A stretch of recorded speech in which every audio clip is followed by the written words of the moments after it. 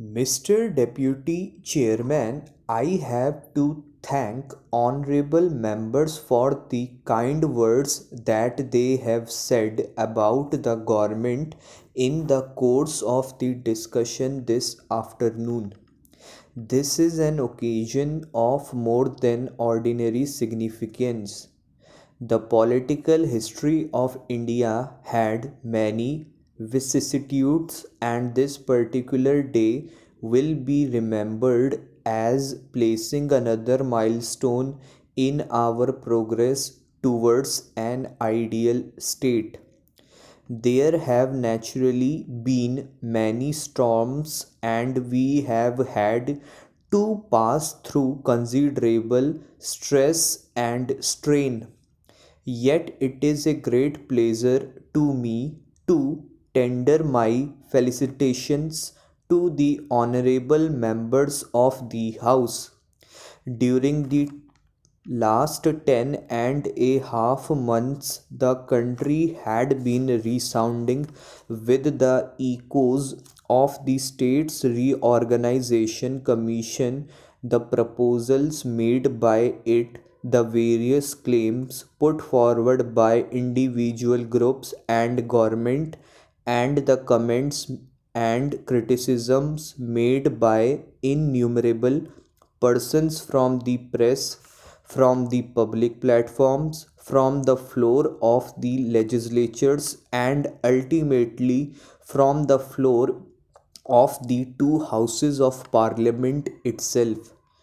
It is a matter of gratification, I would submit, almost one of unique character, that in spite of all the vicissitudes through which this bill had to pass, ultimately the form which it has assumed, and which represents the fruits of the collective wisdom of the two houses of parliament, has the support, almost the unanimous support, of both the houses.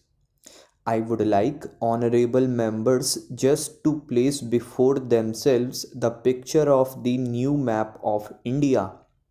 So far, we had a large number of states. Perhaps there were 20 states besides some other territories, but now we will have only 14 states and 4 territories besides the Andamans, the Nicobars, and the Lakadives.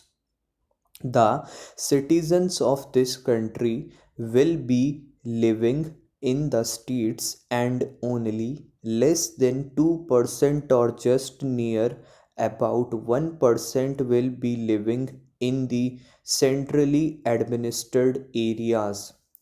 It is worth considering now whether we have not really succeeded in evolving a scheme of which we all can well be proud.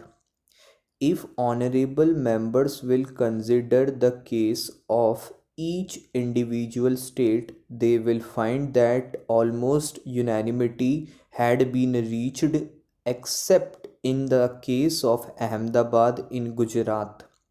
If you take one state after another, you will find that almost all people in the country have now accepted the scheme that is contained in this bill. If you take the various states, you will see that Tamil Nadu, Andhra, Kerala, Punjab, Rajasthan, and other states have virtually accepted the scheme contained in this bill. It is unfortunate that there has been some amount of difference in Ahmedabad in regard to the bilingual state of Bombay, which was introduced in this bill with the unanimous support of the members of the Lok Sabha, and I hope with the backing of most of the members of the Rajya Sabha, if not of all of them. I do not want on this occasion to enter into petty controversies. This is too big an occasion to admit of any trivial points by way of debate or otherwise. It is my confirmed opinion that the country has succeeded in achieving results which will prove to be of an enduring character and which will take it forward on the road to progress, prosperity, and to absolute security and safety. The unity of India will indeed be helped by the rational distribution of the territories of the country.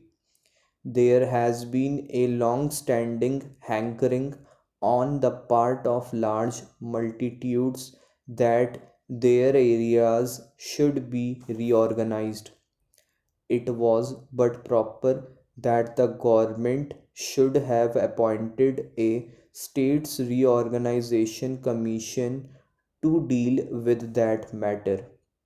The commission worked very hard and made their recommendations. We are obliged to the commission for the thought that they bestowed on the ticklish and knotty problem. Well, there were certain matters to which the government had to give further consideration, though they had always been anxious to translate into concrete form what emanated from the Commission. Whatever changes have been made have been, I believe, for the better, and they have made the entire scheme more acceptable. The bill that was placed before the House was certainly placed with the approval of and at the instance of the cabinet. All that was done in the regular way. I do not want to go into details, nor do I consider it necessary to make any retort about what might have been said because, as I said, this is too solemn an occasion for such an operation. I may also observe that we have no fault to find with anybody. Everyone, whether individuals or those who had an opportunity of working together, tried his utmost, tried to the maximum extent he could to achieve what he thought to be in the best interests of the country. Well, some things had not been as perfect as one would have liked them to be. We tried to improve them to the extent we could, and we respected public opinion and we were guided by it. So far as the bilingual Bombay state is concerned, I believe that everybody accepts that it is an ideal solution for Bombay. Without being unfair, no one can find fault with government for having agreed to accept a proposal which I think 99% in the country is considered to be the best solution to this very ticklish and almost insoluble problem which had engaged the attention of this and also of the other house continuously for days and days and for weeks and weeks.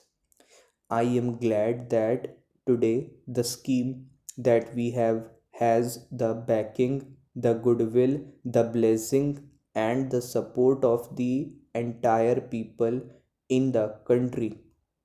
There may have been some errors, there may have been some aberrations.